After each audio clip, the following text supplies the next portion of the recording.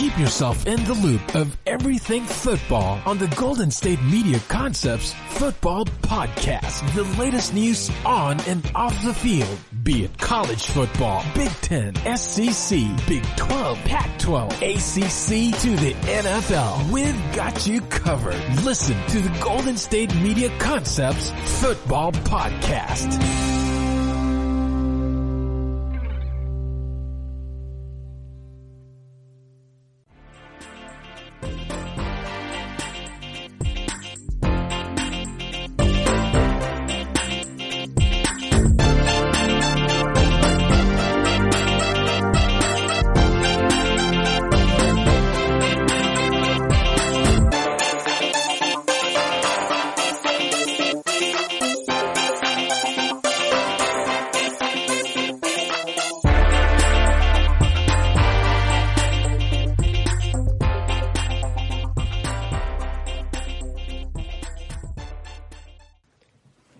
Good morning, good afternoon, good evening, whatever time zone it is where you are now listening to this podcast. We appreciate you tuning in. This is, as always, the GSMC Football Podcast brought to you by the GSMC Podcast Network. I am your host, Kayvon, and we are delighted, honored, excited to be talking some football and some sports with you guys today. I hope everyone's having a great day. Lots of news going on in the sports world in general. I mean, we're a couple weeks away now, less than 2 weeks to be exact, until we have some official NBA games. NHL following right after that. You know, college football is going to have to start making a decision by the end of July at the latest, really. So we're going to start here, and we're going to start getting some answers on, are seasons happening or are they not? You know, for the NFL, we got to hear about, is the training camp being pushed back? As of now, last thing I heard was training camp supposed to start July 24th. Is that still happening, or are we going to be having that pushed back? So all these answers are about to be coming soon, which is exciting, you know. It's nerve-wracking because if you get some bad news about no sports, that's going to crush a lot of us. You know, it's definitely going to crush me. Like I said, you know, this is what I do for a job, so I want sports to happen. You know, I want to be able to talk about sports, but I also understand that the health and safety of our country right now is in question, and we need to put that first. So we're going to get some answers, though, and that will be exciting to see how things start out, you know, how things go with the NBA and their bubble, with the NHL and their bubble, and can some of these other leagues maybe take a page out of their playbook if things go well. All leagues, all commissioners should be looking at these restart of these leagues and just praying and hoping that it works out. Because if it does, then everybody can use that as a light of hope moving forward. So we will always bring you guys up to that news whenever anything like that happens. But we're going to do the show today on 4 different segments, 4 different topics, as we always love to do. And what those topics are going to be, we're first going to dive into the biggest story, the biggest news, and that is the Washington organization officially retiring the Redskin name. The organization is officially going to stop using that as their nickname, as their mascot, as their logo. They're going to completely erase that from the organization. They're going to retire that name. We're going to get into that first, and we're going to get into everything about that. We're going to look at why it's happening now. We're going to look at what this means for the history of the team, what has happened in the past, and then we're going to look at it in terms of what does this mean going forward for other teams out there that have potentially offensive nicknames and mascots. What does this mean for them? So we'll get into all of that to start the show. Then we're going to look at things more on the football field after that. We're going to dive into the NFC East. Now that we're around the corner for hopefully a football season, we're going to just talk like we are having a football season. Like I said, last podcast, I want to be up to date on all the information. So if a football season does happen, we're ready to go. We've talked about it. And we've dove into everything that could happen in that season. So we're going to look at, we're going to start breaking down divisions. And what we'll do is each podcast will do a different division. So today we're going to start with the NFC East. I figured it makes sense. We're talking about the Washington franchise, so we'll just bounce right from that, going into them retiring the nickname and everything to how are they going to look on the field next year? And then where do they stand in the NFC East? Where do the Giants stand? Where do the Cowboys stand? And where do the Eagles stand? Okay, so we'll look into that. For the third segment, we're going to dive into something fun. ESPN has been doing this poll where they've been getting 50 different executives, coaches, scouts all around the league to rank their quarterbacks, their wide receivers, their tight ends, their running backs, so on, the top 10 going into the 2020 season. So we did running backs last podcast. Now we're going to do quarterbacks. We're going to look at quarterbacks. What are the top 10 quarterbacks that these scouts, these executives, these coaches have said they think are going into this 2020 season, and we'll debate it. We'll look into it, see what we like, see what we don't like. And then to end the show, we're going to do the 10 most intriguing matchups of the 2020 season, whether that's because of quarterback versus quarterback, star power versus star power, pressure on coach versus pressure on coach, or the deeper storylines, a player gets traded from X team to Y team, a deeper rivalry, all of that stuff. We're going to put all of these different facets, these different topics together, mix them around, and see what that brings out to be the 10 must-see, must-watch, most exciting matchups of the 2020 season. Okay, so we're going to start now though with what I believe is the biggest conversation. What I believe is something that we should start this show with, and it's breaking news for sure.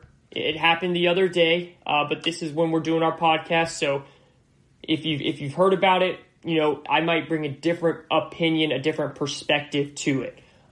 So the big conversation, and we're going to break it into 3 different parts, like I said. I first want to dive into why this is happening and why it's taken this long to change the name. We're then going to dive into what this means for the history of the team, the previous championships, the previous players, what this means for them.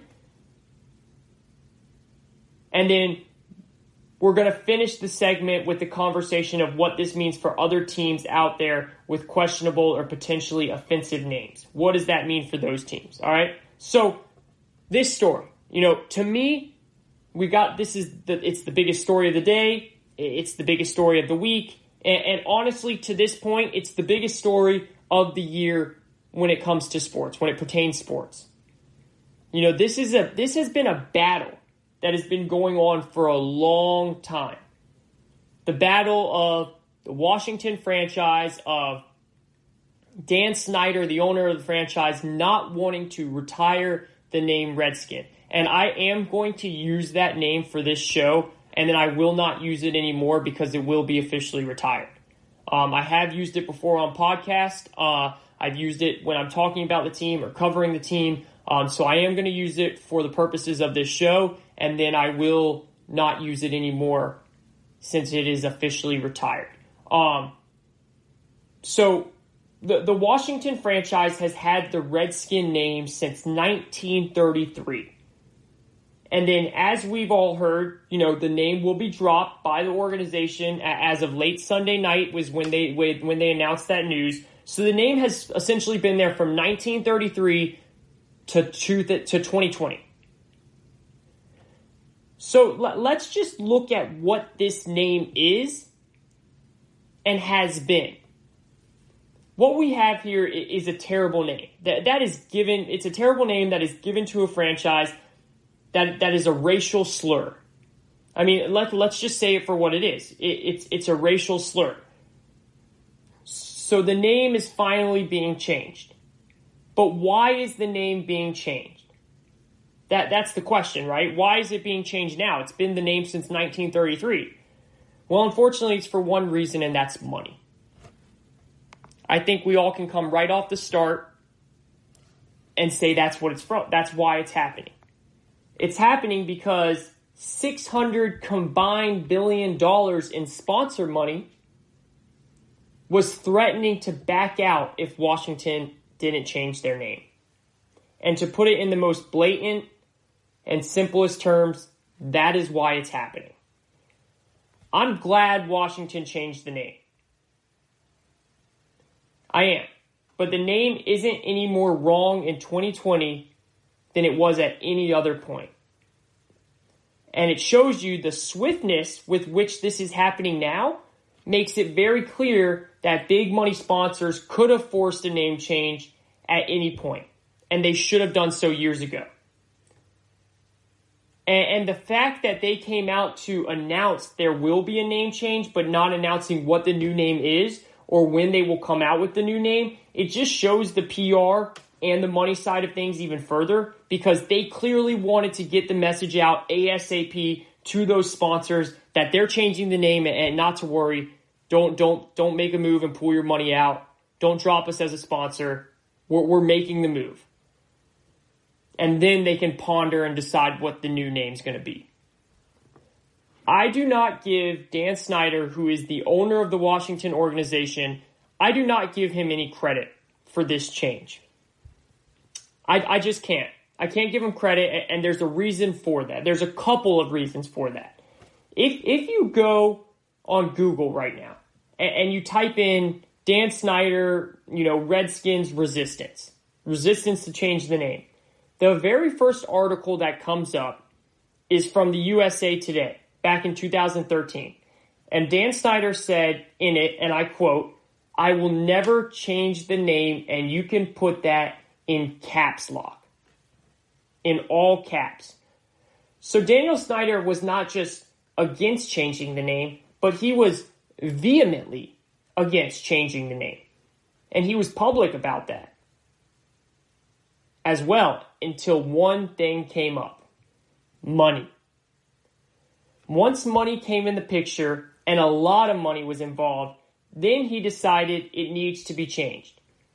And he moved pretty dang swift as well. That says it all to me right there. See, if you guys remember back in 2013 and 14, this was a huge conversation once again. The threat back then to Daniel Snyder was, we will take away your trademark if you don't change the name. So in other words, you won't have the trademark that you have for that team because we will take it away. Well, then if you guys remember, Dan Snyder decided to go on a legit national tour where he went to almost every Native American tribe out there. He was going from state to state where different tribes were and was making this public, He then donated, it was like $4 million to Native American causes.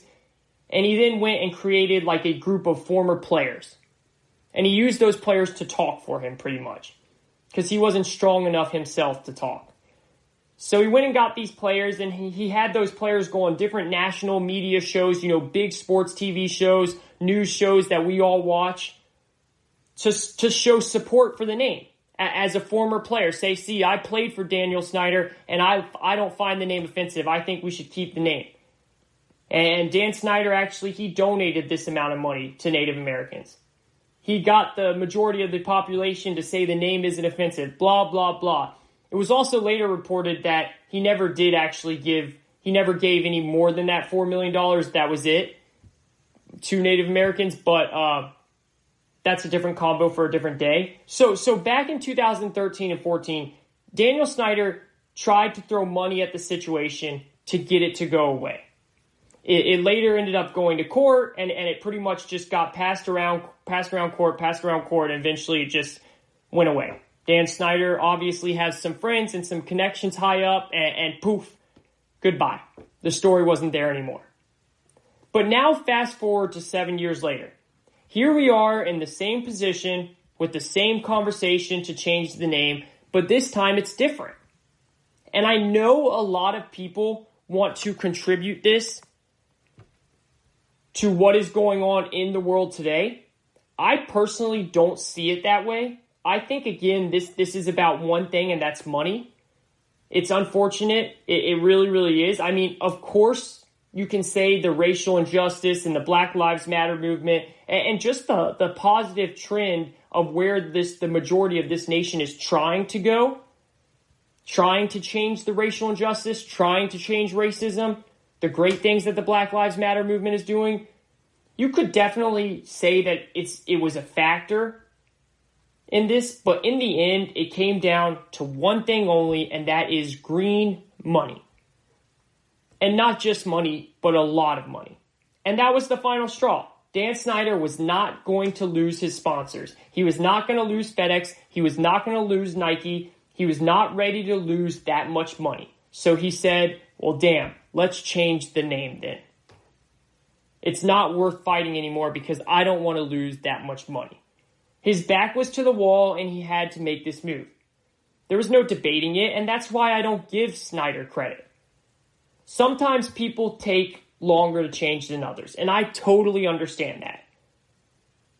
But this is something that Snyder had not cared to change. He wanted no part of that until money was put in front of him. Until his own money was threatened. Now, it is also fair to point out that back then in 2013 and 14, when Snyder and the franchise hid behind an unscientific Washington Post article that essentially said Native Americans were fine with the name and they didn't feel it needed to be changed. While that was happening, the financial pressure could have been placed back then too by these exact same sponsors. They were complacent then, and they didn't feel the need to stand up and place the financial hold on Snyder when the conversation was just as loud as it is today. So yes, I'm happy that these big companies stepped up and placed that hold now. I'm happy that Snyder cooperated and is now making the move, but this could have and should have been done years ago. Where were those sponsors back then? FedEx Field has been named FedEx Field since 1999. So they could have stepped up in 2013. Where was Nike? It's fair to ask those questions. And this is where I think you can start to look at that cop murdering George Floyd and the racial injustice and the Black Lives Matter movement and to try and finally end racism in this country. You can look at that and say maybe that is why the sponsors have now decided to make this powerful move. And that's great. It really is. And at the end of the day, that is what is going to have made this move, is that these sponsors stepped up with their money to make change happen. But it should have happened a long, long time ago. And that is why I just can't give Snyder credit. And honestly, I will even take it a step further and say that this is embarrassing, not just for the organization in Washington and Dan Snyder himself, but it's also embarrassing for the NFL as a whole and the 31 other owners out there. It's embarrassing that the league and the other owners didn't put pressure on Snyder to change the name, and that it ended up being a sponsor of the team that had to do it. That had to put the pressure on Snyder and the organization. There's no excuse for that. Why didn't they do that? Why did it take this long? There were many, many moments and opportunities for the league and the other owners in the NFL to force Snyder's hand. The two biggest was in 2013, as I just noted earlier in the conversation, when the conversation was happening at just as loud as it is now. But then an even more relevant moment should have been in 1999 when Daniel Snyder bought the team. The NFL could have said, yes, Daniel, this team is yours, but the one provision is the name must change as the new owner. Simple. You can't buy the team unless you change the name. I think Dan Snyder would have said, I want to change the name. Because the NFL is a very profitable business. They had multiple opportunities to be the ones that forced the change, to be the ones on the right side of history when we look back years from now. Now, I do think that this is a question that needs to be asked. Let's say 5, or maybe even we'll go farther because 5 isn't that long. Let's say 10 years down the road. Will anybody remember that Snyder wasn't against changing the name and it wasn't until money became an issue and then he did it? Will anybody actually remember that? Or will it be, hey, Snyder changed the name and it's not the Redskins anymore? I hope that we remember it. I hope that our country has made such progress that in 30 or so years down the road, when I tell my kids there used to be a team named after the Redskins, they would be shocked and wouldn't even believe me. I hope that our country has progressed enough since then. But I don't know. That's something for time to tell. Now, let's look at this next part of the conversation. So we know why it's happening now. Money, money, money. We get that, right? Now let's look at the part of the conversation, and that's the history part of this. What does this mean for the history? I mean, we all know that the stats will still be there and the championships will still count. None of that is going to go away. We get that, of course. The numbers, the championships, that all is still going to be there. But like what happens, let's just say this. Let's say 3 months from now, once the season is underway and the name has officially been changed, let's say I wanted to bring on a former player that played many years for Washington back in the day. Let's say I wanted to bring on a former player to interview him on this show right here. And just for the sake of this conversation, let's say I was trying to bring on Champ Bailey. You know, Champ Bailey played for Washington from 1999 to 2003. So that's not even that long of a career with them. Honestly, probably should have picked someone with a longer career there, but whatever. I wanted to do someone more relevant, someone we all might know. So if Champ Bailey was to come on my show, how would I welcome him on here? Like, when I read out his accomplishments, would I say the new team name? Or would I say the old one, since that was the name he played for? I mean, since it's an offensive name, do you still recognize that name? Do you say that name? Or let's even take it a step further. Canton, Ohio, where the Pro Football Hall of Fame is. Darrell Green is a former cornerback that played his entire 20-year career with Washington, in Washington. All 20 years, and he is in the Hall of Fame. So if you're walking through the Hall of Fame like Darrell Green is, so you're walking through the Hall of Fame, and at this point, Darrell Green is probably the most accomplished Washington player alive, I would say. Okay, so you're walking through the Hall of Fame, and there is Darrell Green's plaque. The famous gold bust that these players get when they get into the Hall of Fame. Is his plaque going to say the Washington Redskins?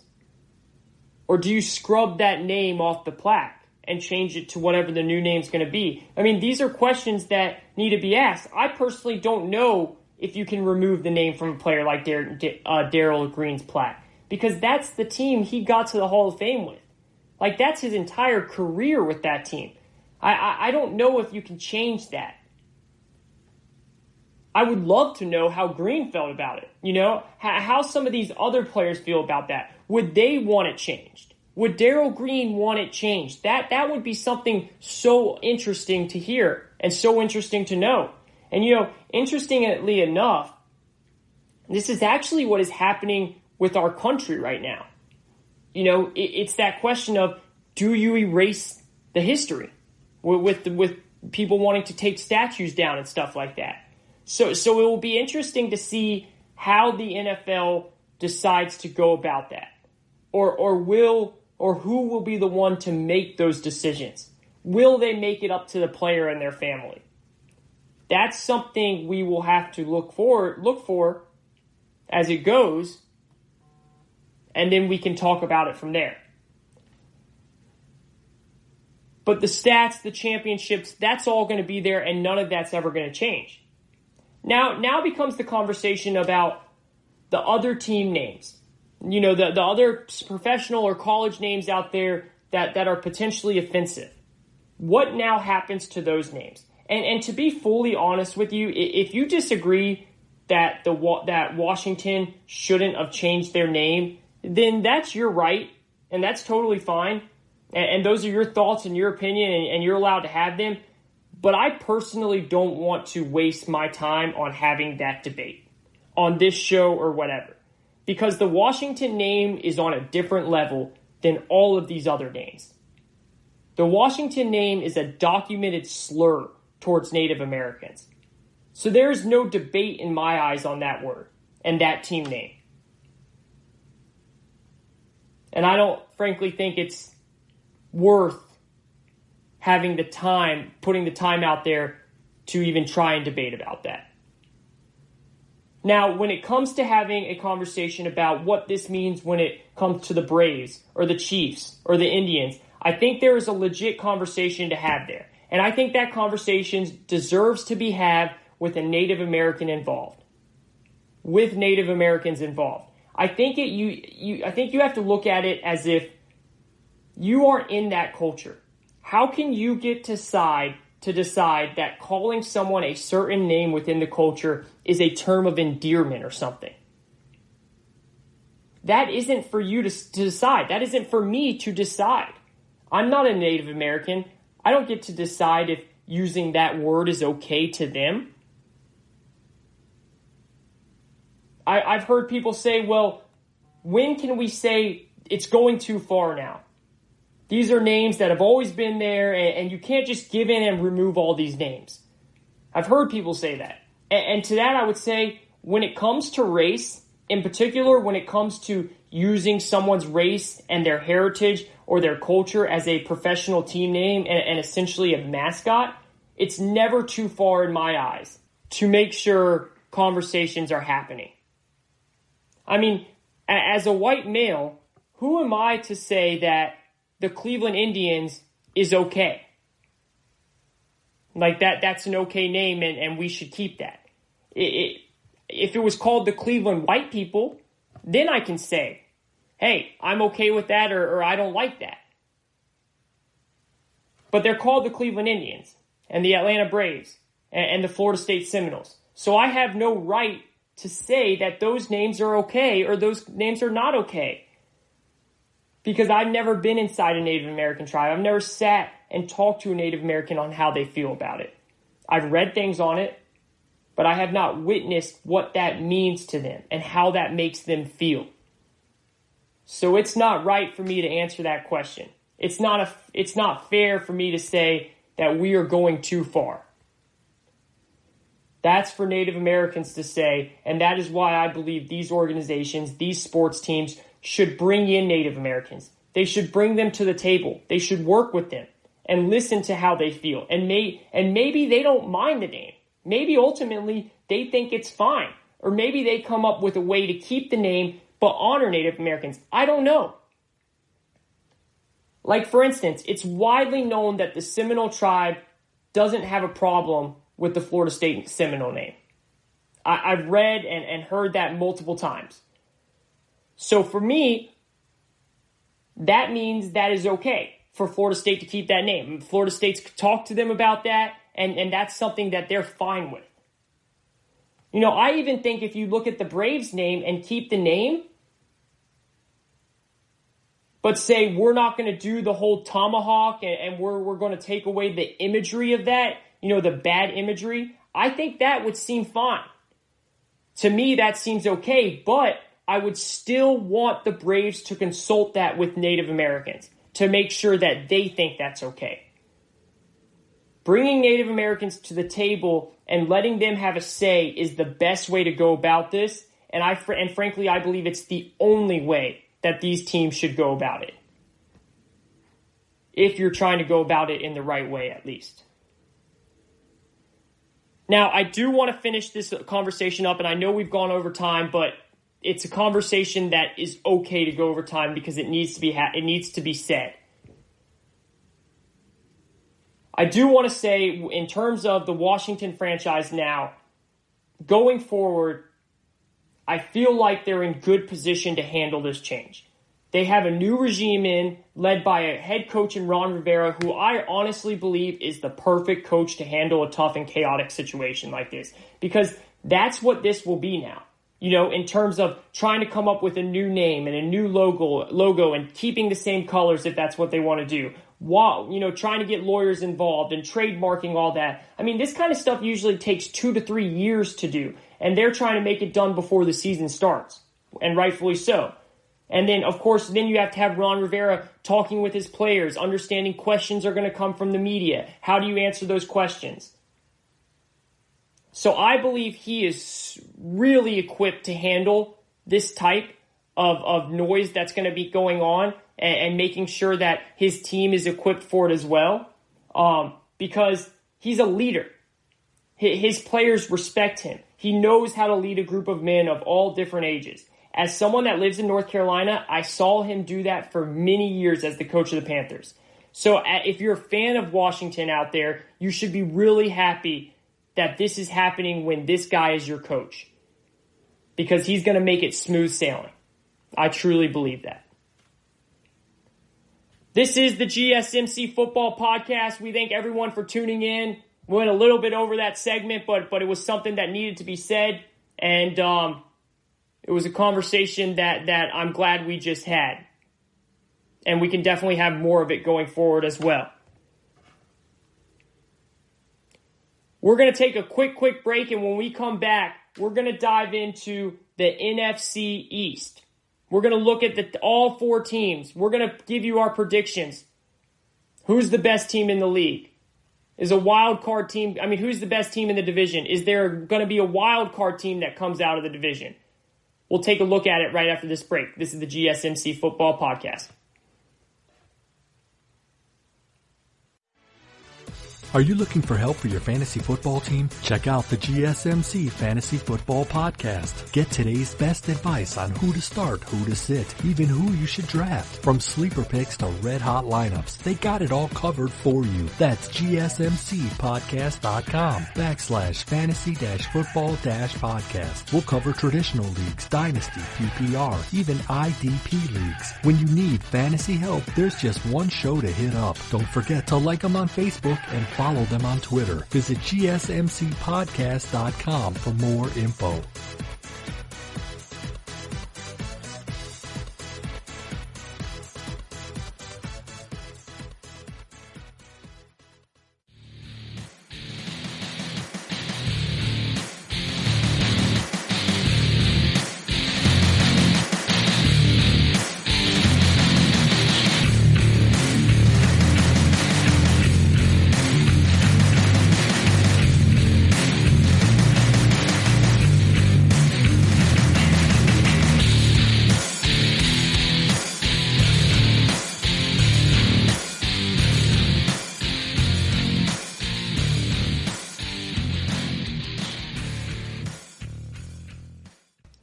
Hello. Welcome back, ladies and gentlemen. This is Kayvon Izami. I am the host of the GSMC Football Podcast. Super pumped up talking to you guys today. Second segment of the day. 2 more to go after this. So keep hanging with us. Don't go anywhere, because we've got a lot of great storylines and a lot of great topics now that we're going to dive into inside the football lines, baby. We just finished in segment 1 an intense conversation. It's a conversation that needs to happen, and I'm glad we're having it, and I'm glad a lot of other shows and podcasts and obviously, shows that get way more attention than mine are having it, because this is something that needs to be happening. And it's a conversation that's really important for our society and just for Native Americans. So it's great that this is happening. But it's a tough topic. It's a tough storyline, and it's tough to talk about at times. Especially when you think, man, this should have happened so long ago. But we needed to talk about it, and I'm glad we did. And then now we can turn and say, all right, well, let's talk about the football side of things. Let's dive into the football side of things and see what is happening from there. And that's why I kind of wanted to see. I had this whole idea of, okay, we're going to start doing division breakdowns, because as I've said since I started this podcast, I'm so thankful that I'm doing it. I love doing it every time. But, when I got the job, I was talking to my boss, and he was like, hey, man, you got to be creative. You got to be able to come up with things, especially because of times like this, because not every day it's going to be a new storyline, especially if we don't have a football season. You have to be able to think on your toes and come up with something different. So I always bring in my friends, my family. I always, get ideas from everyone else. What's a good thing to talk about? What's a fun last segment that I like to do? You guys as well can always reach out to me with something you guys want to talk about, any fun segments you guys would like me to do. Reach out to me on Twitter at Kayvon Izami. That's at KayvonEzami. You can always reach out to me there, and you can also reach out to me on the GSMC Football Podcast Twitter as well, which is at GSMC Football Podcast. So I would love to hear y'all's ideas and willing to talk about them whenever, answer questions, anything like that. So that's something that me and my boss of GSMC Podcast Network, we talked about. You got to be on your toes. You got to be able to come up with ideas. So I was like, all right, well, what I'm going to do after I'm a couple shows in, I'm going to break down divisions. Look at what's new in the division, what's old in the division, give some predictions, see where we stand heading into the season. So if and hopefully when, we'll put it that way, we have a football season, we can say, hey, we still went through all this stuff. So now we can just talk about, were we right, were we wrong, what did we not see happening, what did we see happening, all of that stuff. And that's kind of something fun to do, and I think it's cool for you guys because you guys have your own predictions, you have your own thoughts, and you have your own teams, so you want to hear about them, and you want to hear if our predictions agree, and I want to hear the same thing. So that's what we're going to do. And it worked out perfectly because I was like, okay, well, we're talking about Washington. And I wanted to start with, because when you look at the standings, you start with the NFC East and the AFC East. So I was going to start with one of those. And I was like, well, I might as well start with the NFC side since we're talking about Washington, them changing their name. Let's just dive right into after that on the football side of things.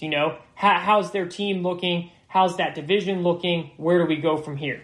Now, before we dive into that real quick, there is some breaking news that's coming up on my phone here. And I know when you guys listen to this podcast, you're not listening to it in real time. So I know that's kind of weird, and it's probably bad radio for me to do it this way. But it popped up on my phone, and as a football podcast, I feel like I should say it. It looks like the Kansas City Chiefs and star defensive tackle Chris Jones have reached a 4-year deal worth up to $85 million, sources said. That's huge news, okay? Looks like he's getting $37 million at signing, $60 million guaranteed. If God forbid he had an injury tomorrow or something like that, and then $5 million more in incentives, making the value of the contract up to $85 million. So that is crazy, because if anyone was following this story, this is something that they could cheat. Chris Jones was not budging. He wanted to be the highest paid defensive end in the league. He's defensive tackle in the league, and we have defensive tackles like Aaron Donald, so he wanted to be up there with that.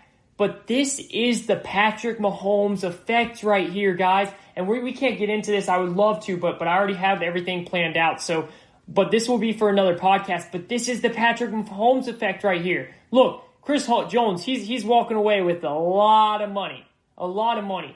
But he took a discount. He saw his boy Patrick Mahomes re-sign, who actually also took a discount, and he said, I want to stay and win. So he said, shoot, I'll take that $85 million, but I'll also take a little bit off the top there so that I can stay on this team. That, well done once again to the Chiefs. Brett Veach is once again showing that he is the best general manager in football. And, wow, that team is literally running it back.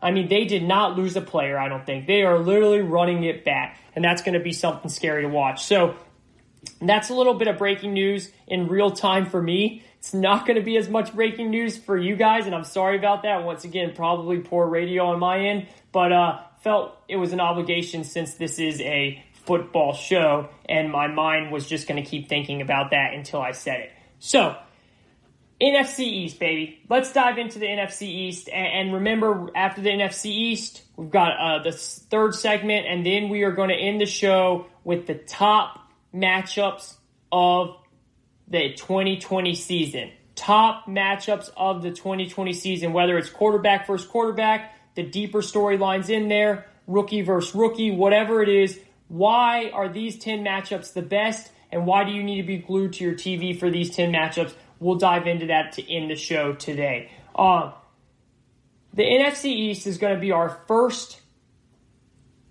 division preview.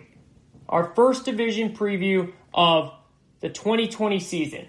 So let's make it a good one. Now, when we talk about the NFC East, I find it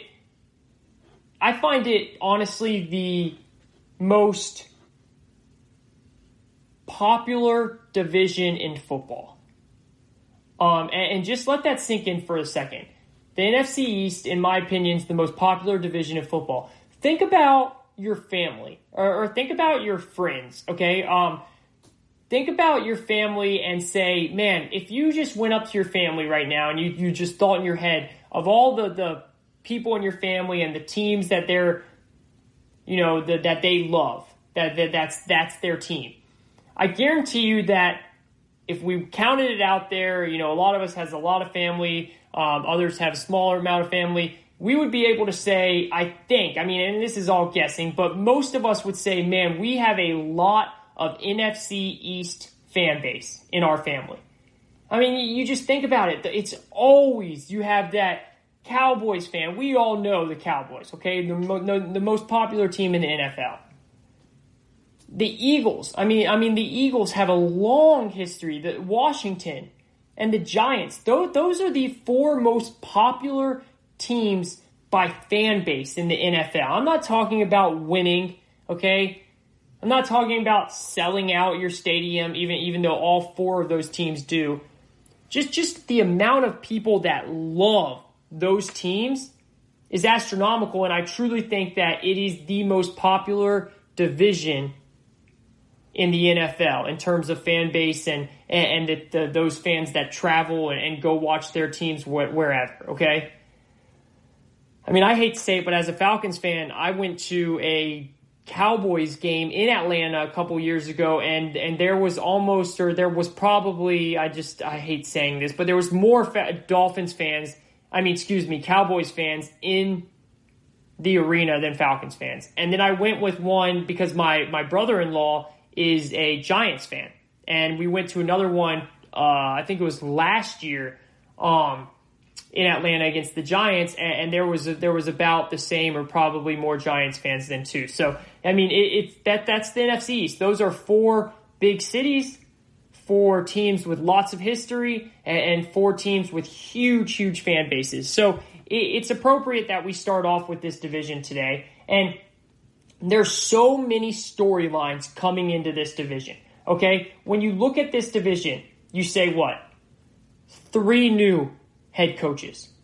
3 new head coaches. Mike McCarthy for the Cowboys, Ron Rivera for the Washington franchise, and Joe Judge for the New York Giants. No other division in the NFL has 2 new coaches this upcoming season. Now, other divisions, they have one coach was fired, a new one's coming in, but no other division has 2 new coaches coming in. This division has 3 new coaches coming in, okay? Then think about this storyline. Daniel Jones, second year quarterback with the New York Giants, going into his second year this year, coming off his rookie year. Dwayne Haskins, second year quarterback with the Washington franchise. So, those 2 came into the NFL together. Daniel Jones was drafted higher. You remember that? Big conversation there. Should Daniel Jones been drafted so high? David Gettleman said that he thought some other team was going to pick him, so he went for it. So they will always be compared throughout their career because they were drafted in the same round, both drafted in the first round. But then even more, they'll always be compared because they're in the same division. And then to take it a step further, you have two, and I don't know if I would say veterans, but they've been in the league for long enough to get a new contract. So I guess you could use the word veteran for them. Two quarterbacks in Dak Prescott and Carson Wentz, who also came in the league together. They both were drafted in 2016. Carson Wentz went number 2 overall to the Eagles. Dak Prescott was found in the 4th round to the Cowboys. That's kind of interesting. I mean, I kind of live for the storylines. I love looking at teams and matchups and divisions and saying, why is there so much intrigue here? So that's always something I like to do, and that's something interesting. You have 3 new head coaches, all 4 quarterbacks, 2 each came in together, and they'll always be compared. And then not only that, they have to play each other twice a year now. And then you have, to top it all off, you have the head coach, the former head coach of the Dallas Cowboys, go and be the offensive coordinator for the New York Giants. So he will be playing his former team twice a year. All of that is something. Now let's look into a little bit of detail of the NFC East. With the exception of the 2017-18 season that ended in a Philadelphia Eagles Super Bowl win, the NFC East hasn't been an elite division in recent years by any means, in my opinion. I mean, really, just look at the facts. Actually, on top of that, there has been a different division winner every year since 2004. That's when the Eagles won the division 4 years in a row from 2001 to 2004. This past season was honestly one of the NFC's East worst, as the Eagles just barely beat out the Cowboys to take the division crown with a mediocre 9-7 record. So, and now looking forward to this season, I think all 4 teams are making positive steps in the right direction. I think all 4 teams are making big jumps in a positive direction. Each team is looking up. Each team is going from where they were, and they're taking steps up. It might not be the biggest steps up, but they are. So I want to start out by first giving superlatives. Then we will dive into the details of the teams. All right. So I'm going to give a superlative to start the season. Then we can go back halfway through the season or to end the season and look at those and see, man, did I get those wrong? Okay. The best coach going into the 2020 season for the NFC East is Doug Peterson. There's no doubt about it. All other 3 coaches are new. And I mean, Mike McCarthy has a Super Bowl. Ron Rivera is a phenomenal coach, and Joe Judge will be a rookie coach. So that's a pretty easy one. Doug Peterson, offensive genius, best coach in the NFC East going into the 2020 season. Best quarterback, Carson Wentz. This one will get a lot of debate. No doubt about it. But in my mind, I think that Carson Wentz is the best quarterback in the NFC East. I think he showed that last year with the lack of weapons he had, and when it was a time where one game to go to the playoffs, winner takes it all, he beat out Dak Prescott.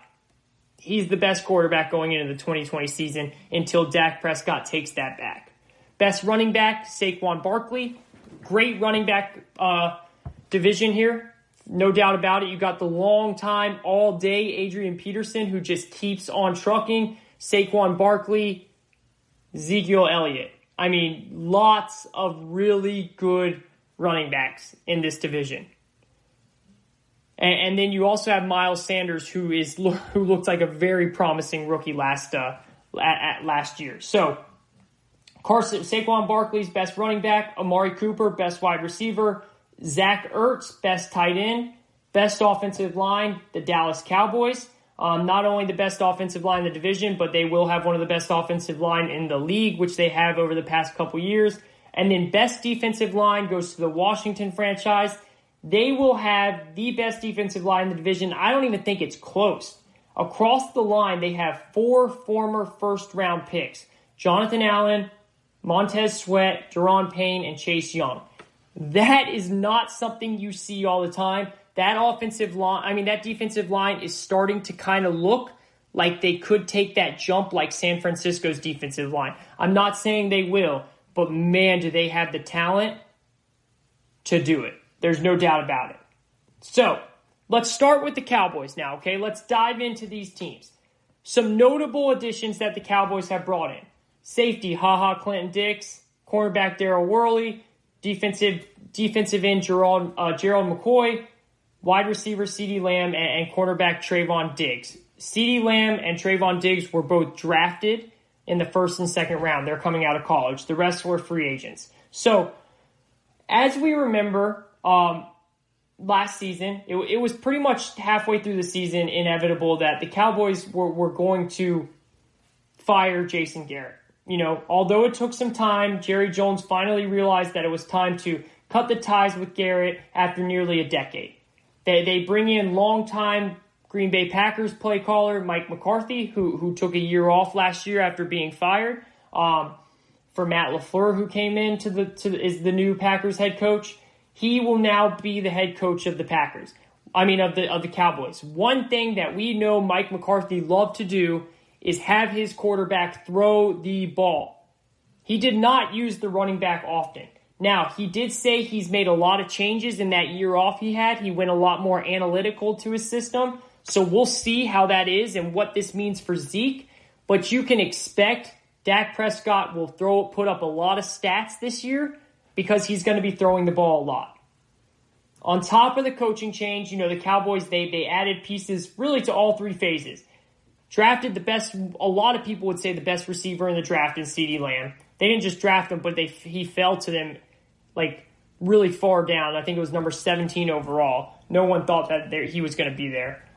Lamb will join an explosive wideout group in Amari Cooper, Michael Gallup, and then, of course, you've got Zeke Elliott. On the defensive side, Gerald McCoy joins Dexter Lawrence, DeMarcus Lawrence on the line.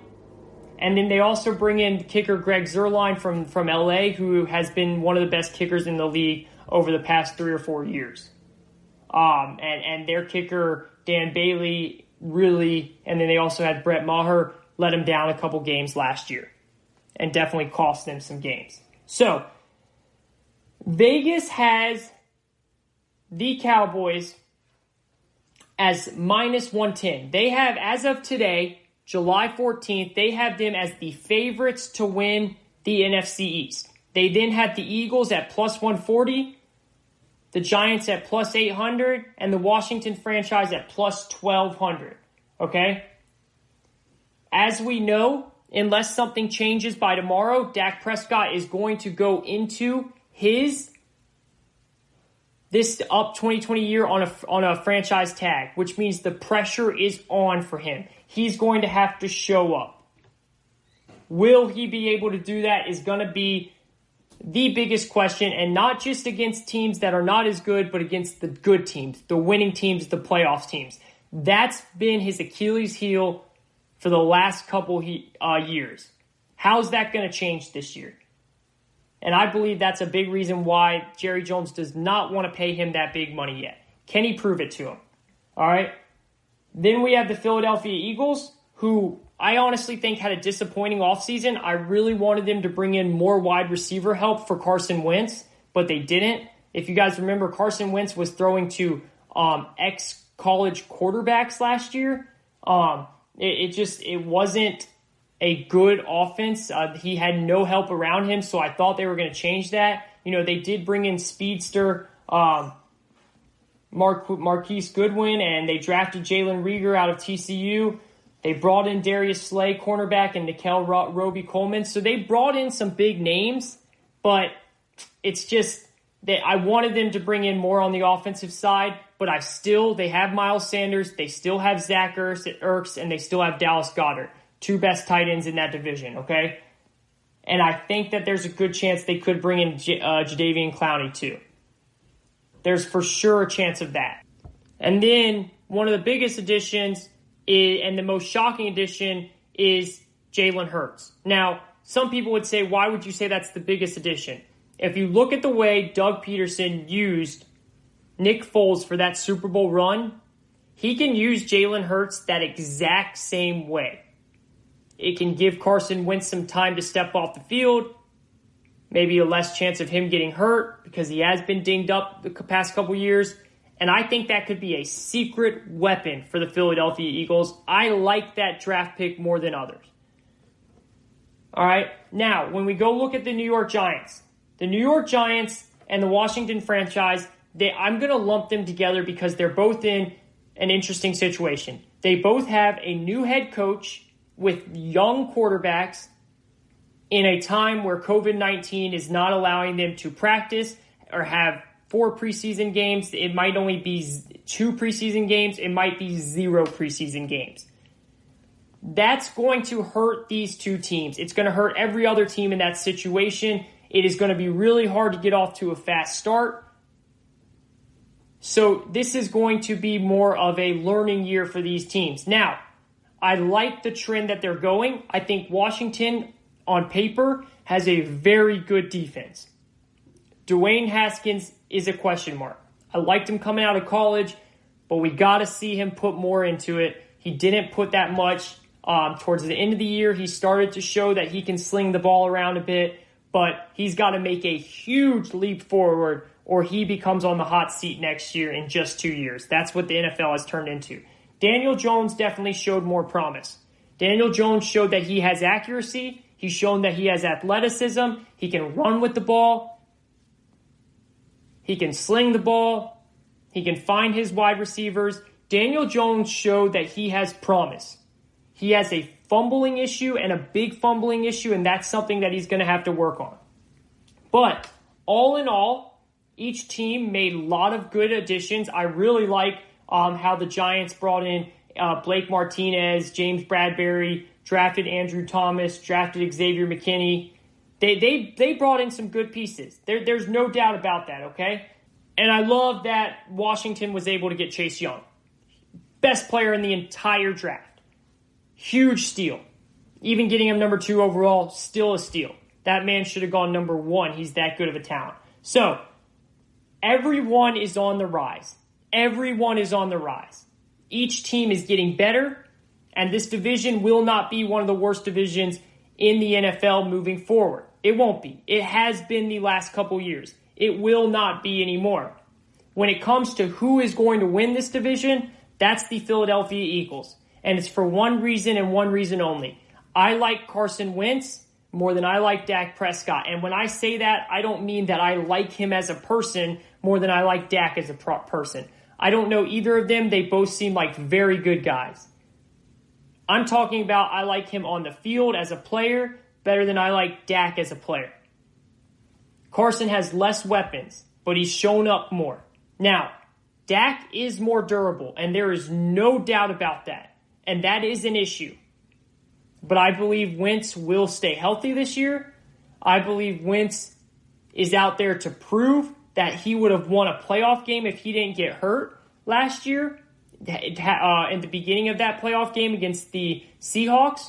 And I think that he wants to prove that he is one of the best quarterbacks in the league, and that he can stay healthy, and that he can win ball games. He showed us what he could do last year with such little talent. They're starting to add a little bit more around him. I wish they add more, but they're doing best they can. What happens from here? The Philadelphia Eagles will win the division with a 10-6 record. The Cowboys will once again come one game short with a 9-7 record. That is my prediction. That is the first prediction that I've made on this show. And I hope you liked it, because I feel good about it. I feel real good about it. I might just go place a bet. This is the GSMC Football Podcast. I am your host, Kayvon Izami. Hope you're all enjoying your day. We're going to take a quick break, and when we come back, we're going to dive into the 10 best quarterbacks going into the 2020 season. 10 best quarterbacks. Who's going to have the 10 best seasons at the quarterback position going into the 2020 season? Stay tuned. We'll be right back after this.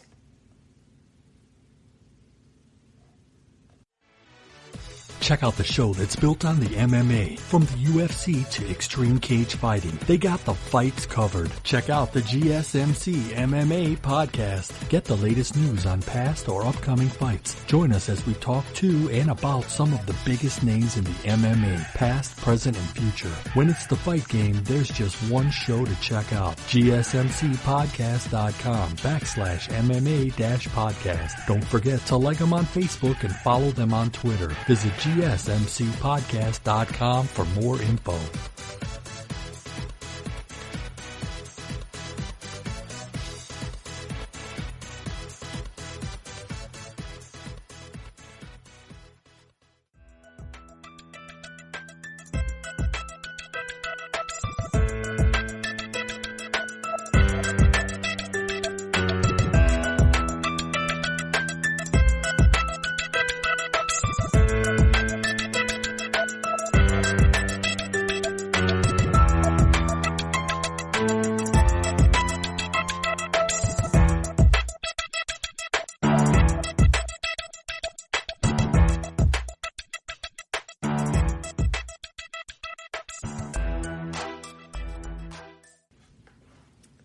Hello, everybody. Welcome back. This is the GSMC Football Podcast. I am your host, Kayvon Izami. I thank you all for listening today. We've had a pretty good show today. Two segments down so far, 2 to go. Getting into the fun radio, sports talk radio debates that everyone likes to talk about. It's a lot of those, hey, what's going to happen? I believe this will happen, that will happen. You have to say it with your chest out. You have to say it with confidence when really it's the NFL. I mean, who knows what will happen? But those are always fun. And you know what? For you fans out there, for everyone listening, the best thing for you guys is you have it on tape. So, if Kayvon just picked, Kayvon Izami on the GSMC Football Podcast just picked the Eagles to go 10-6 and to win the NFC East. And what if they end up going 6-10, getting last place? You can rub that right in my face. Now, unfortunately for you guys, that's not going to happen because I'm going to be right most of the time. I mean, that's just how things go usually. But you have the opportunity out there. You do. Now, as we just went into that, we just talked about the NFC East division. We also gave you some breaking news on the show. I felt like Adam Schefter for a second was busting out that Chris Jones just got a big-time deal. Man, too bad I was reading that from Adam Schefter's tweet. But still, I broke the news. I like to think that. Now, so we looked into the NFC East, right? I picked that the Eagles are going to win the division at 10-6. The Cowboys will be right behind them once again at 9-7, and it will probably be because they weren't able to get over the hump on some big game. And I'm not trying to hate, but that's the history. That's the facts for the last couple years here. That's got to change before I change that opinion. And I think it can. Dak Prescott has everything he needs to make that change. The defense is getting better. They have everything they need to make that change. I do think that the Giants will come in third place. I think that they'll go from their 4 wins to their 6 wins. From 4 wins in 2019 to 6 wins in 2020. And then I think the Washington franchise will go from 3 wins to 5 wins. I think every team is going to take a step up. The Eagles went from 9-7 to 10-6. Cowboys will go from 8-8 to 9-7. The Giants will go from 4-12 to 6-10. And Washington will go from 3-13 to 5-11. I do see that. And honestly, for the Giants and Washington, I would see more of a jump if we didn't have this type of off season with the virus and COVID. So that's one thing. If we didn't have that going on, I would say, man, they can make a bigger jump, but it's just going to be too tough. It's going to be way too tough. These teams are going to be all out of whack. You don't know who's going to get healthy, who's going to get the virus, who's going to be healthy. It sucks. It really does. But what the world we're living in, and we just want everyone to be safe and healthy first and foremost, okay? But that's something that has to be brought up when you're making predictions and you're talking football, basketball, hockey, baseball, whatever. You have to implement the virus, the conversation about the virus. But that's my first prediction on this show of a division. And as we go forward, we will break down a new division every podcast until we get them all done. And then hopefully we'll go into a season. We'll have a season and we'll be able to halfway through say, hey, we made this prediction. It looks like we're wrong. Or it looks like we're right. And then we can go in more about it. Why were we right? Why were we wrong? What's really happening now? And that's the best part about making predictions like that, to go back and figure out what happened.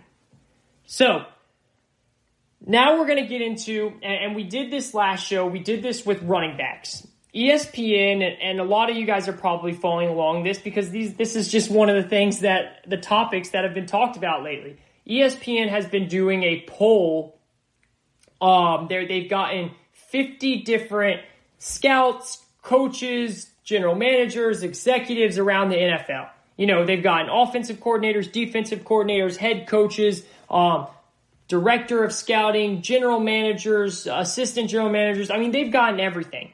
All these different types of people to weigh in on the top 10 players in certain positions going into the 2020 season. Now, I do want to say, it's not the top 10 at their position at this moment. It's just the 10 best seasons. So does that make sense? I mean, so the 10 best players that are going to have the top 10 season. Okay, so I really explained that bad. I'm so sorry here. This is what happens when you just start talking by yourself. You just kind of go crazy and end up saying things that don't make any sense. So they took 10 players and they ranked them 1 to 10. They believe that the first player, number 1, is going to have the best season, the best 2020 season. Number 2, the second best 2020 season as a quarterback. Number 10, the 10th best 2020 season as a quarterback, okay? So it's not saying that whoever they picked at number 10 is the 10th best quarterback in the NFL right now. They're not saying that. They're saying that quarterback is going to have the 10th best season for 2020. So I hope that I just explained that a little bit better. Probably should take a sip of water next time. So, now, these are the 10 that these scouts, coaches, executives came up with. And then I will say, okay, what do I like different? What do I like about it? And from there. So, they had Mahomes number 1, Wilson number 2. So, Patrick Mahomes 1, Russell Wilson 2, Aaron Rodgers 3, Deshaun Watson 4, Drew Brees 5, Lamar Jackson 6, Tom Brady 7, Carson Wentz 8, Dak Prescott 9, and Matthew Stafford 10. That is their 10 quarterbacks that they believe will have a top 10 season, 2020 season. Now, my top 10 looks a little bit different. Now, I do respect their opinions, and they're obviously general managers and scouts for a reason, so they know what they're talking about. But I get to argue that too, because that's what I get to do with having this show and this platform and something to be able to talk about. So, I'm going to start with number 10 on my list. And that's Kyler Murray. Kyler Murray, I believe, is going to have a huge jump. And just so you guys know, Kyler Murray was voted right outside of the top 10. They do put that here in the article. So I do believe that he will break into the top 10. And you know, if you look at it, Kyler Murray, he can take a normal drop, and then he can, when he says hike, and then he can just make instinctual lateral slides in the pocket to get himself into an open throwing lane. And that's rare. And that's why at his height, he's able to make it work. Because usually someone at his height, it's really hard to be successful in the NFL. You don't see that many. Now, you're seeing more and more lately with Drew Brees and Russell Wilson and now him. But it's hard out there, and you have to be able to move around so you can see open throwing lanes above or in between your big offensive linemen. So look at the additions that the Arizona Cardinals have made. They bring in a top 3 or 4 receiver in the NFL in DeAndre Hopkins. I mean, as good as trying to get to number 1 at times. I mean, he's that good of a receiver. He is a game changer, and they brought him in for pennies on the dollar. They robbed Houston in a trade. I mean, absolutely flat out robbed Houston. So, you put DeAndre Hopkins, a top 4, top 5 receiver in the entire league, with Christian Kirk, who's becoming a young number 2 receiver, a legit number 2 receiver in this league. It's looking like more and more. Then you have, of course, Mr. Reliable, Larry Fitzgerald there. And you have Kenyon Drake, who's going to keep that running game being improved. Towards the end of last year, he was just getting better and better with that running game. You also have Chase Edmonds, who is a change of pace running back and can do a lot of catching the ball in the backfield. So the offense is going to be good. And then the biggest part of this offense is you have Kyler Murray and Cliff Kingsbury going into year 2 together. That's another year, another offseason of them getting to learn each other more, getting to learn what they like about each other, what they don't like about each other, what they want to add into the wrinkle of the offense. Cliff being able to give Kyler a little bit more leeway. All of this stuff is a huge jump. I've already told you how much I like Kyler as a talent. And then now they're working on the defensive side of the ball. They add Isaiah Simmons, who honestly was one of the best players in the entire draft. I mean, one of the best players in the entire draft. And so they add him, so the defense will start to get better. It still has some holes that they'll have to work on, but that's a big jump. So, Kyler, number 10. Number 9, Matthew Stafford. Now, they had Stafford at number 10. I jumped him up to number 9, okay? Matthew Stafford flies under the radar like crazy. Last year he was on pace to throw for 5,000 yards, 38 touchdowns, and 10 interceptions before he got injured. At the time of his injury, Stafford ranked 2nd in touchdown passes, 4th in yards per attempt, 5th in passer rating, and 7th in total quarterback rating. He's now in a system under offensive coordinator Darrell Bevell, who allows him to use that massive arm talent. I mean, Stafford can sling the ball and throw that ball downfield. That's where that Stafford thrives. Then you have a really good, formidable receiving core. And Kenny Golladay, Marvin Jones, you've got second-year tight end TJ Hawkinson. They go out and bring DeAndre Swift out of Georgia, who was one of the best running backs in the class. Matthew Stafford is set up to have a phenomenal season. He flies under the radar because he's in Detroit and because they haven't done much in the last decade or so as a team. But he's a really good quarterback, and he is set up to have a good offense around him, which should equal a really good season for him. Now, number 8. Number 8 is Aaron Rodgers. They had Aaron Rodgers at number 3, and this was actually one of the biggest issues I had with this article, okay? Let's look at Aaron Rodgers, who they had at number 3, and they actually put here that he was number 3 on the list by a wide margin, which is even more shocking to me. See, I hear and I read a lot of people thinking that Rodgers will take another step forward in Matt LaFleur's offense now that he's going into the second year of the offense. And I'm sure Rodgers will take a step forward. The problem is that offense is not a QB-friendly offense when it comes to loading up the stat sheet. This is a run-first offense. Look, you guys got to remember, LaFleur comes from Kyle Shanahan's offense. And you guys remember how many games there were last year when Jimmy G barely did anything and the Niners just pounded the ball down the opponent's throat and won the game by 10, 15, 20 points? That's exactly what LaFleur is bringing to Green Bay. And we saw it a lot last year. Aaron Jones was he was one of the best running backs in the league. I'm pretty sure he led the league in touchdowns, in rushing touchdowns. They're going to keep that up. And they showed us that by the way they didn't draft or bring in any wide receivers in free agency or the draft other than Devin Funchess. Now, I get it. I see why these scouts and executives pick him. It's Rodgers. He's a beast. He's got the glamour, the pizzazz. The scouts love Rodgers. They love the arm talent. It's Aaron Rodgers, baby. I see why they put him at top 3. I don't see him being there at all. Not one bit. That team will be good. But that is not a QB first offense. That is a run heavy offense. And that's why they went about the draft the way they did, even though it doesn't make much sense to me. Number 7, Matt Ryan.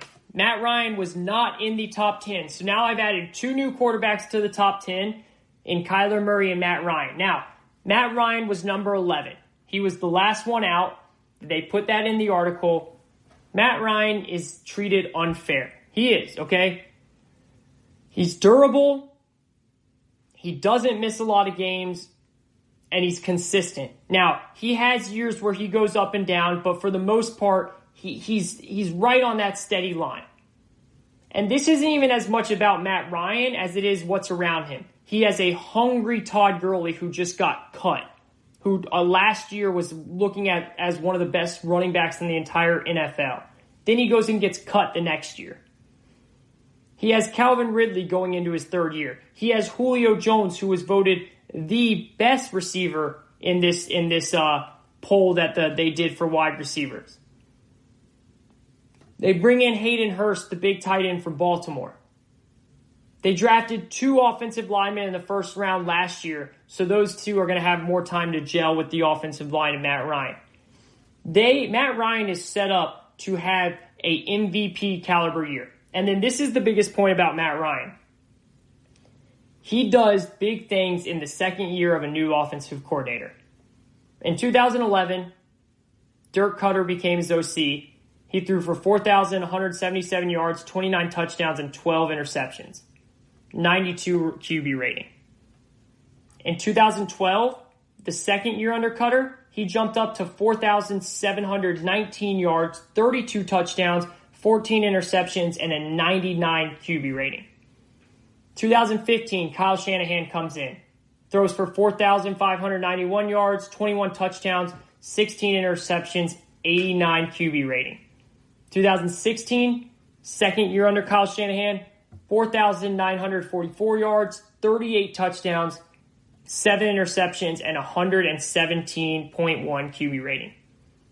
When he gets closer with the OC, when he gets more comfortable with the OC, things start to pop for Matty Ice, and I see that happening next year.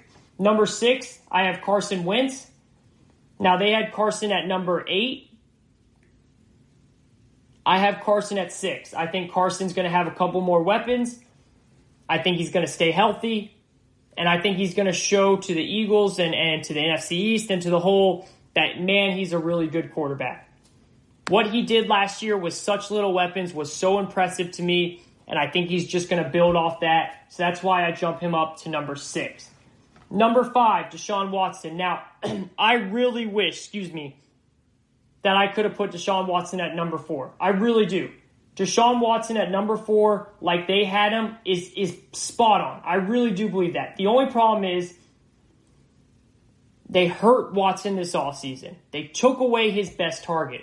How do you take away a player that's not even in his prime yet? How do you take away a receiver like DeAndre Hopkins? I would be so mad if I was a Houston fan. I mean, just as a fan of the NFL who loves watching Watson, how can you do that? But they did do it, and that's so disappointing. And because of that, I think his season might drop down a little bit. He's still going to be a phenomenal watch. He's still a phenomenal quarterback, and he's going to be one of those quarterbacks that deserves a huge new deal, whether it's next offseason or what. And just to end it on this, Watson, has 10 game winning drives since 2018. That is the most by any quarterback during that span. Most by any quarterback during that span. He's had barely any help on the offensive line. Pro Football Focus has rated his offensive line the worst since he's been in the league. And he still has gotten to the playoffs back-to-back years and won that division. So that's number 5. Number 4, Tom Brady. Now, they had Brady at number 7. I have Brady at number 4. I understand. A lot of people think Brady, he's finally hitting, father time. He looked awful last year. Towards the end of the year, you're right. He did look really bad. But I don't attribute that to father time. Yes, father time will come soon. That was poor weapons. The New England Patriots have some of the worst weapons, if not the worst, in the entire NFL. Now you're giving a team, Tom Brady, the GOAT, more weapons than not just the Patriots have, but than the entire AFC East combined. The Tampa Bay Buccaneers have more weapons than the entire AFC East combined.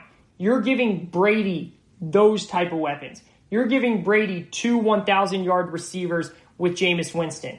You're giving Brady 2 massive tight ends and then bringing in a third one to go, bringing in Rob Gronkowski as the third one to go with O.J. Howard and Cameron Brate already.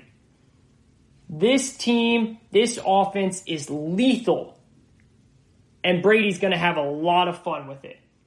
Number 3, Lamar Jackson.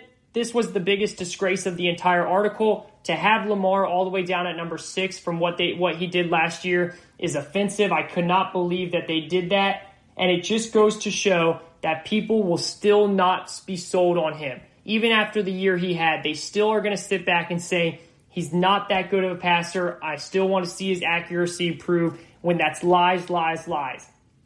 He threw for the most touchdowns last year. He was very accurate, and he improved from year 1. And that's the biggest thing. And he took a huge jump from year 1. I get it if you want to criticize him and say he hasn't won the big game yet. That's fine. But he hasn't gotten hurt, and that was a big criticism when he came in. So you have to drop that. And his passing has gotten much better. It's time to drop the nonsense on Lamar. He is a really good quarterback in the NFL, and he should not have been as low as number 3. And then number 2 and number 1 are perfect. Russell Wilson at number 2. That man does more with little than I've ever seen. Bad offensive line. Never had a star receiver. It looks like he's finally getting one, emerging one in DK Metcalf. Russell Wilson is so fun to watch. He keeps that Seattle organization in the loop every single year. He is the second best quarterback in the entire NFL. And number 1 is obviously Patrick Mahomes. Second player to win Super Bowl and MVP in his first 3 seasons. QBR rating of 113.8 and 105.3 as a 2-year starter. And just got a $500 million contract. There is no debating this whatsoever. The only thing I have a question about is, how was his lowest ranking among these scouts number 4? How did not every single one of these scouts and GMs and executives and coaches have him at number 1?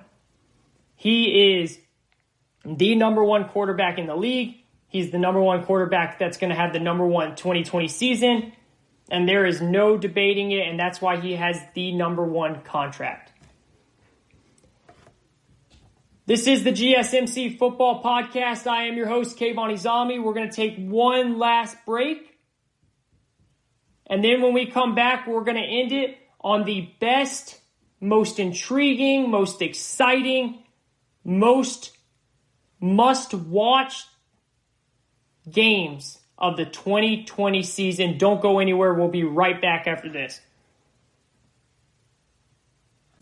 Check out the show built around the women of MMA. From the UFC to the extreme cage fighting, we got the fights covered. Listen. It's the Golden State Media Concepts Women's MMA Podcast. The latest news of upcoming fights, discussions of previous matches. Join us as we talk to and about the biggest names in women's mixed martial arts, past, present, and future. When it's the women's fight game, you know where to listen to. The Golden State Media Concepts Women's MMA Podcast.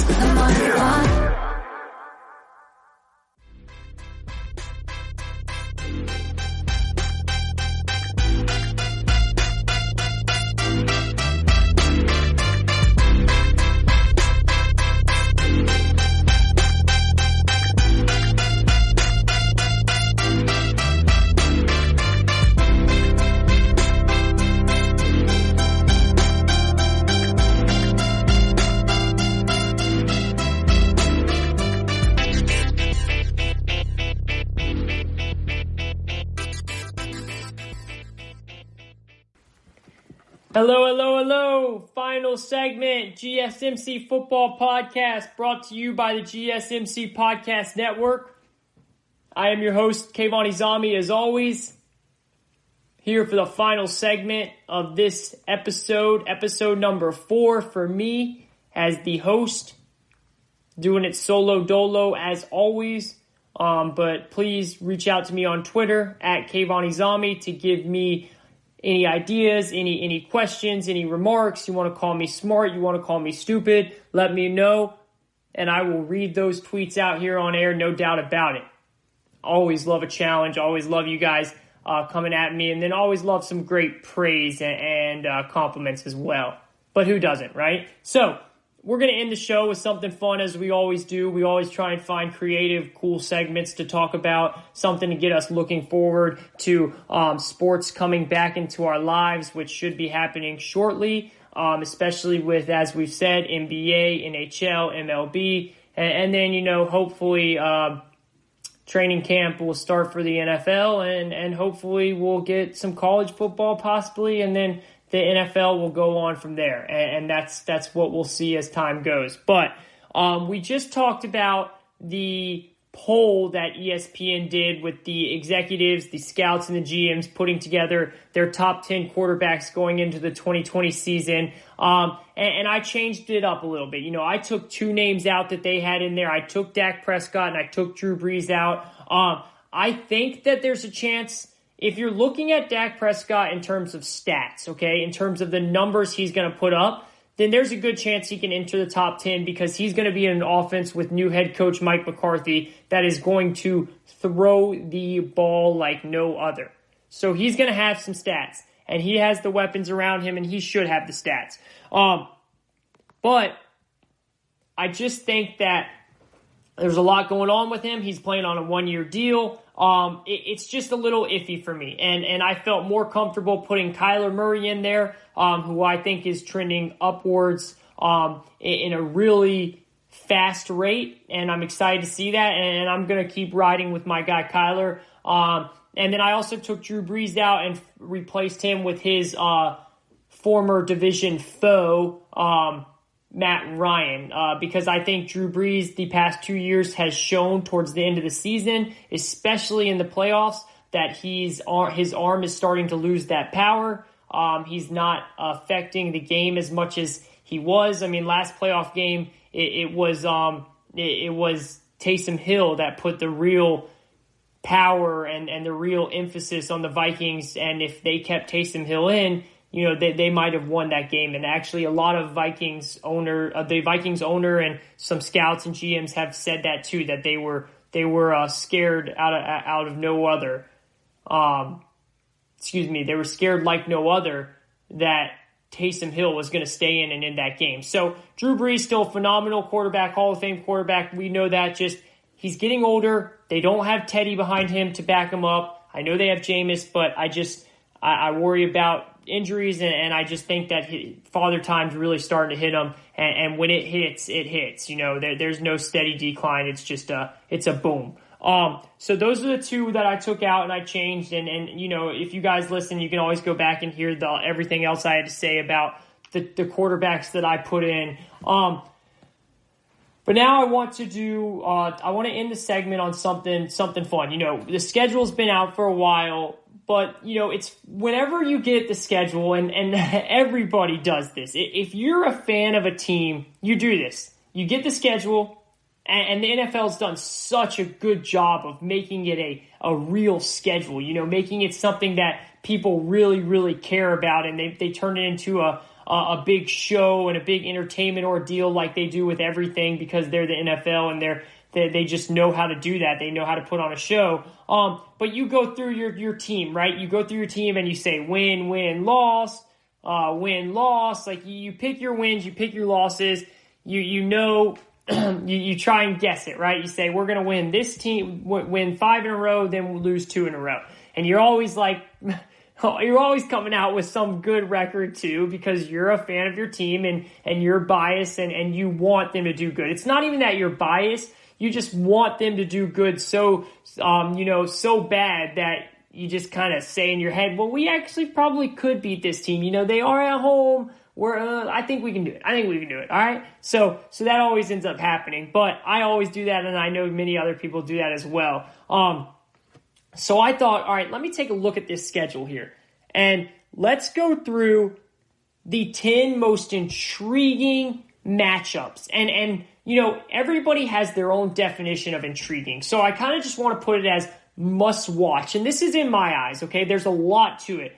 Now, something you guys need to know about me, I love storylines. I love the drama. I'm here for the storylines. I'm here for the drama. I'm here for the pettiness. It's fun. It's a lot of fun. So that's what I want. That's what I look for. I look for the big time storylines, whether that's a big name quarterback versus a big name quarterback, or the team that a team lost to last year in the playoffs, or a quarterback trying to take over another quarterback's reign. Whatever it is, young quarterback versus young quarterback, division quarterbacks, coach versus coach, stuff like that gets me fired up. Stuff like that, those type of storylines are fun to watch. So that's kind of how I interpreted the most intriguing, the most must-watch games. Everyone has their own opinion, and that's totally fine. So you might not like some of the games that I have in here, but that's totally fine, and you might like them all. So we'll see. But the first game is the first game that I want to watch. And actually what I'm going to do here, I'm going to go from 10 to 1. So we're going to start with the 10th best game to the first best game. All right. That's how we're going to do that here. So the 10th best game is the Kansas City Chiefs at the Las Vegas Raiders. That's right. The Las Vegas Raiders. Now, why do you say that's interesting, right? A lot of people out there, why would that be interesting at all? Well, it's Sunday Night Football, Week 10. We know a lot going into Week 10 by then, all right? We know how all these teams are looking, and really we can tell what are contender, pretender, do they have a chance to get hot, all that stuff, all right? So Week 10, Kansas City, the reigning champions, with the best quarterback in the league that just got $500 million, is coming in to that new Las Vegas stadium, that all-black stadium. All right, that is a game right there. And it's against a team that is trying to do everything they can to copy the Chiefs. I mean, the Raiders are going out there and they're drafting players and they're bringing in players for free agency to replicate the Chiefs. They want to be like the Chiefs. They're trying to build a team like the Chiefs. That's why they go and take Henry Ruggs as the first wide receiver.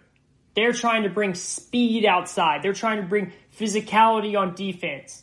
They're bringing in smart players because they feel like John Gruden and Andy Reid, they used to work together in Green Bay. They know each other. They know how things work. And John Gruden believes he can come up with plays just like Andy Reid. I love this matchup. I love the reigning champs going into Las Vegas, into that beautiful new arena for the first time. That is my 10th most intriguing matchup of the 2020 season. Now, number 9, San Francisco 49ers at Seattle Seahawks. Now, these games last year, both of them were two of the best games of the entire season when they played.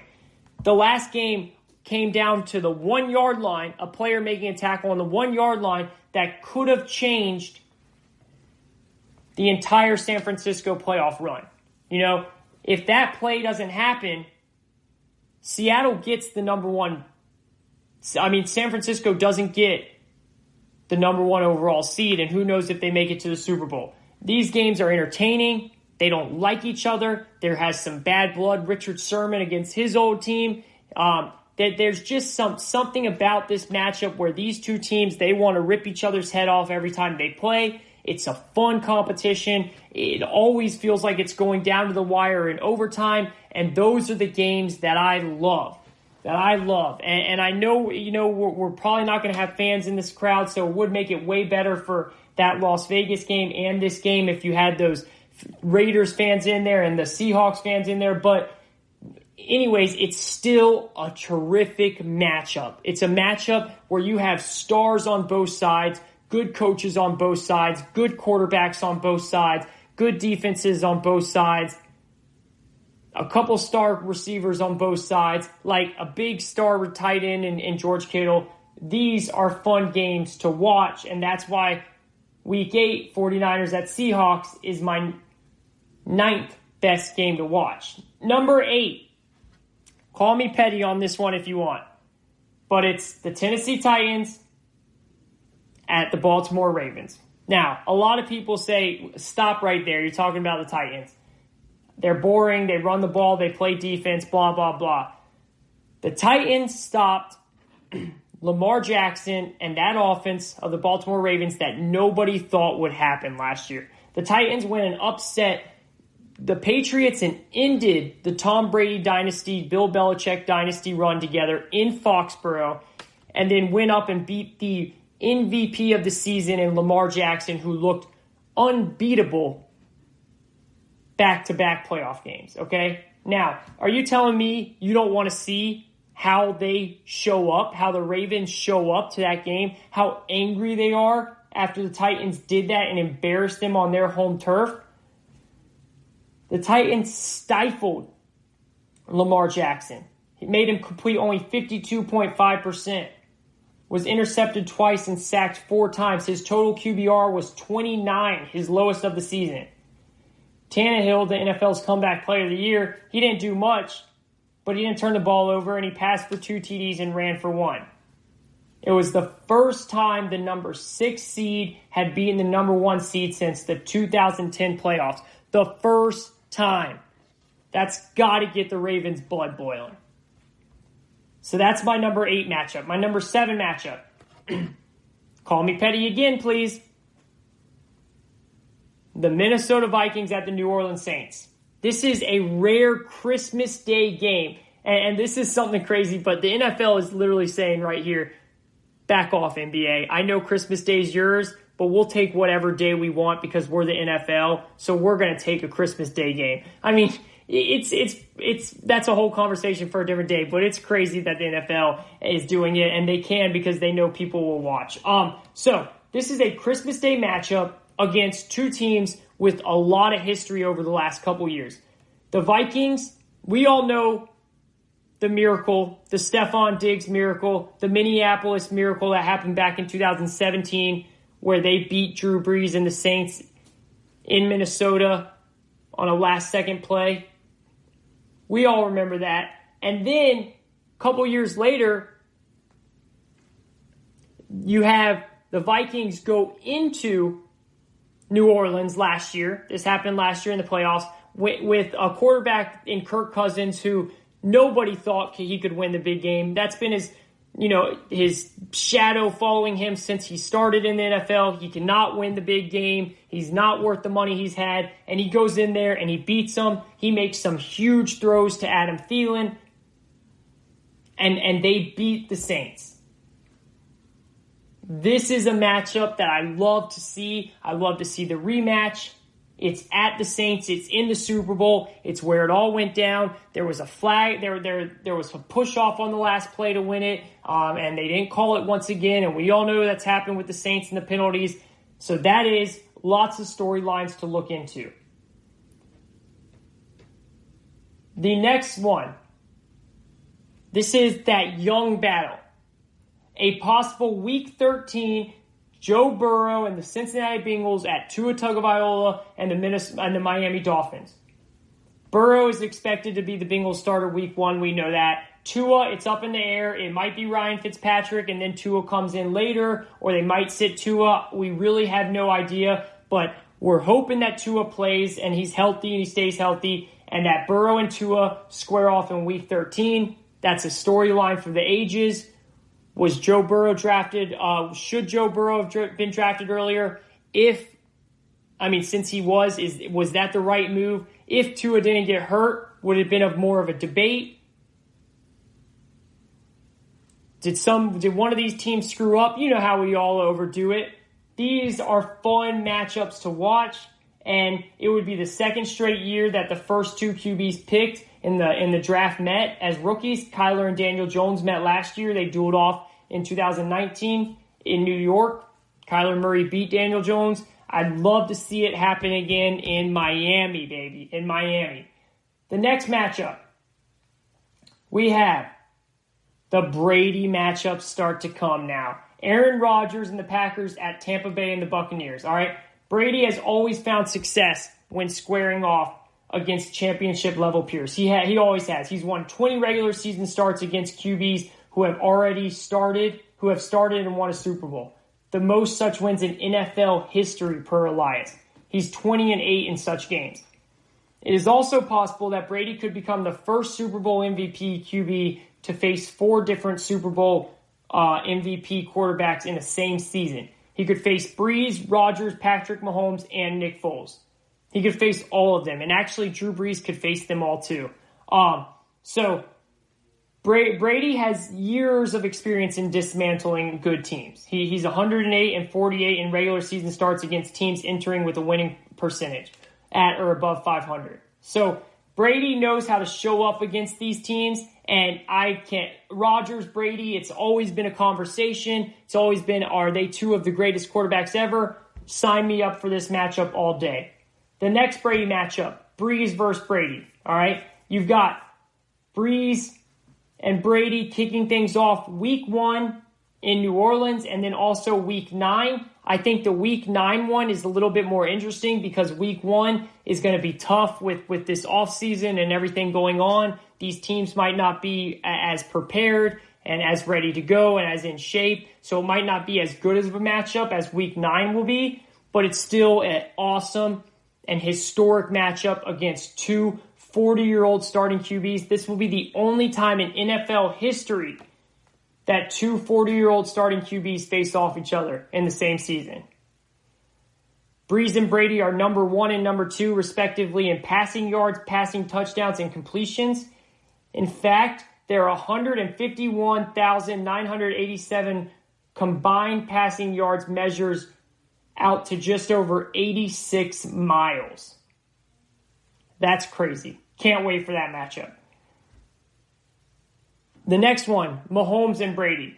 You already had Mahomes come out and say earlier this week after he got that contract, he wants to chase Brady. He wants to get to 6 rings. He's already said it. And boy, he's only had 1 ring, but he is looking good. He is looking really good. He's already now beaten Brady before. He lost to Brady in the AFC Championship game 2 years ago, where he should have won if his defensive teammate D Ford didn't line up off sides. Mahomes will be entering his 4th NFL season, and Brady will be entering his 21st. The 18-year-old against the 42-year-old, I believe Brady will be then. That will be an awesome matchup to watch. And maybe down the road it could be a Super Bowl matchup.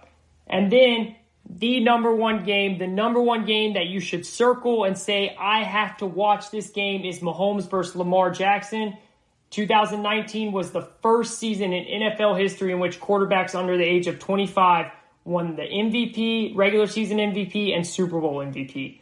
Mahomes became the youngest quarterback to win Super Bowl MVP at 24, and Lamar Jackson became the youngest to win the MVP at 22. Last season, Lamar Jackson ranked first in total QBR at 81.8, and Mahomes ranked second at 76.3. Jackson's mark is the third highest single season QBR in the past 10 seasons, and Mahomes produced the fourth highest QBR in the 2 years ago when he won the MVP. These are two quarterbacks that have gone back-to-back historic seasons. 2018 for Mahomes, 2019 for Lamar. In 2018, Mahomes could not follow that historic season off with a Super Bowl appearance. 2019, Lamar couldn't. Could that change now? Could now Mahomes goes after it in 2019? Can Lamar go after it in 2020? That's something to see, but these two facing off, they're the future of the NFL. They are the future of the NFL. And when those two teams face off, those two quarterbacks face off, that is must-see TV. And that's why the NFL will be all over this game. Those are my top 10 must-watch, most intriguing matchups of the 2020 season. We all hope we have a season so we can sit down and we can watch those with many other great matchups to come. I want to thank everyone out there for listening. As always, you guys bring great joy when I see people listening to the podcast, when I see friends and family texting me what they liked, what they think I should work on. Please bring it. I can handle the criticism. I love it. So thank you very much. This was the GSMC Football Podcast brought to you by the GSMC Podcast Network. I would like to ask you to please remember to subscribe to the show, write a nice review. That really helps us out. Also, if you can, please follow us on Facebook, Twitter, and Instagram. Thank you and have a great night. We'll talk again soon. Tired of searching the vast jungle of podcasts? Now listen close and hear this out. There's a podcast network that covers just about everything that you've been searching. Hey! The Golden State Media Concepts Podcast Network is here. Nothing less than a podcast bliss with endless hours of podcast coverage. From news, sports, music, fashion, cooking, entertainment, fantasy, football, and so much more. So stop lurking around and go straight out to the Golden State Media Concepts Podcast Network. Guaranteed to fill that podcast itch.